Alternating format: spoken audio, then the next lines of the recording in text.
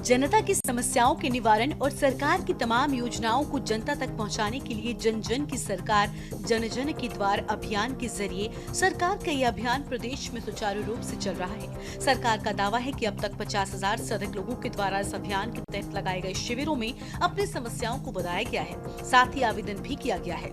लोगों को उनकी समस्याओं को लेकर दर दर न भटकना पड़े, इसलिए सरकार खुद जनता के बीच पहुँचने का कार्य कर रही है, साथ ही इस अभियान को सार्थक भी बता रही है। देखिए, एक बड़ी संख्या में आपको एक दो दिनों के अंदर ही, क्योंकि अभी तक इन शिविरों से 50,000 के लगभग लोगों ने कहीं न कहीं किसी न किसी रूप में अपने आवेदन किए हैं या अपनी समस्याएं बताई हैं। और ये जन जन की सरकार जन जन के द्वार, ये हमारा कार्यक्रम इसीलिए चलाया गया है कि दूर दराज के लोगों को जिला मुख्यालयों में, राजधानी में आने में बहुत परेशानियों का सामना करना पड़ता था, समय भी लगाना पड़ता था, साधन भी लगाने पड़ते थे और कार्यालयों को चक्कर लगाने पड़ते थे। उनको कार्यालयों को चक्कर न लगाने पड़े, उनको कोई परेशानी न हो, उनके घर के पास ही सरकार पहुंचे, इसलिए 45 दिनों का ये अभियान चलाया गया है। इसमें हमारे सभी जनप्रतिनिधि भी भाग लेंगे।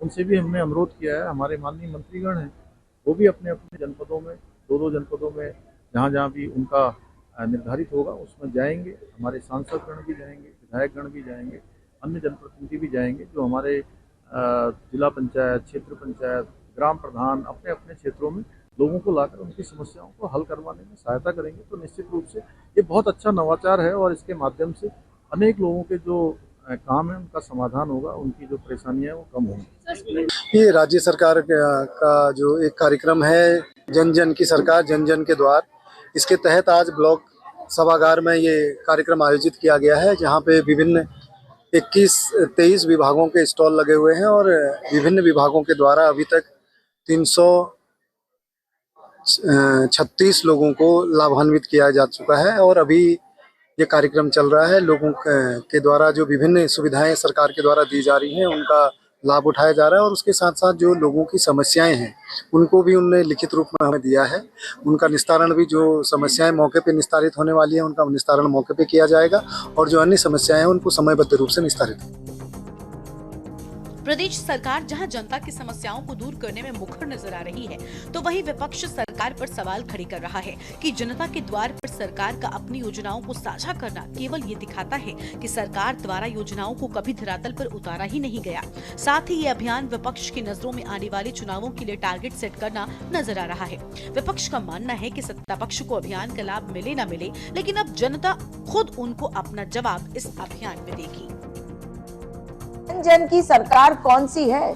जन जन की सरकार अगर होती तो योजनाओं को धरातल पे उतारती। जन जन की सरकार यदि होती तो केवल दिखावे के लिए एडवर्टाइजमेंट देकर अपने जो कार्यक्रम है, योजनाएं हैं, उनको ना दिखाती। और अब चुनावी वर्ष में जन जन के द्वार पहुंचकर अपने कार्यक्रमों को बताना, ये बता रहा है कि जनता को पता ही नहीं, इसीलिए तो इनको जाना पड़ रहा है लोगों के घरों में। भाई धरातल पे उतरता, लोगों को फायदा होता, तब तो समझ में बात आती। लेकिन ये दिखावे की जो सरकार है, ये भ्रष्ट सरकार है, ये केवल चुनावों के लिए हर चीज को करती है, मगर जनता इनको पहचान चुकी है कि जन जन तक इनकी कोई भी स्कीम पहुंची नहीं, कोई जनता को लाभ हुआ नहीं, और इसीलिए सबक सिखाएगी इन्हें 2027 में।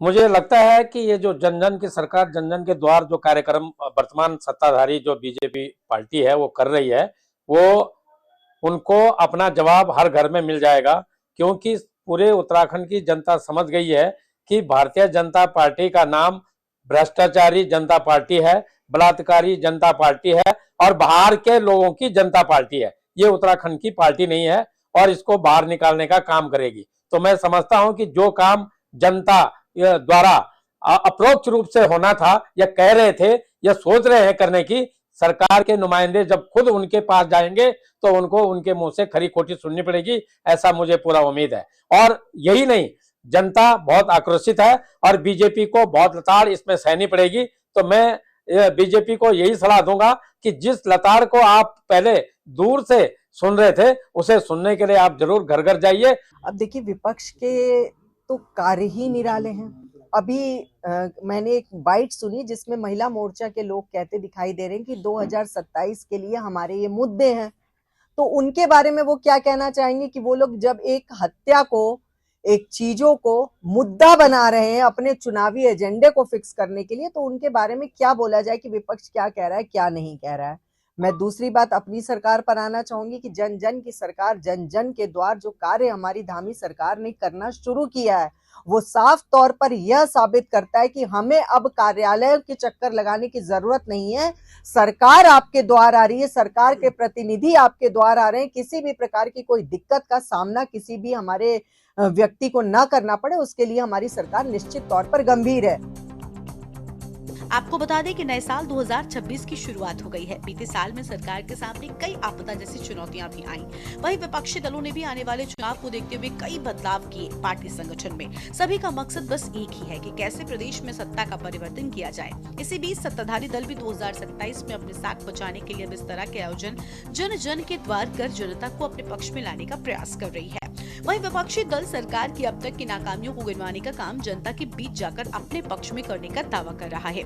ऐसे में देखना होगा जनता किसको और किन मुद्दों को लेकर किसके साथ 2027 के आगामी चुनाव में खड़ी दिखेगी। Uttarakhand desk report.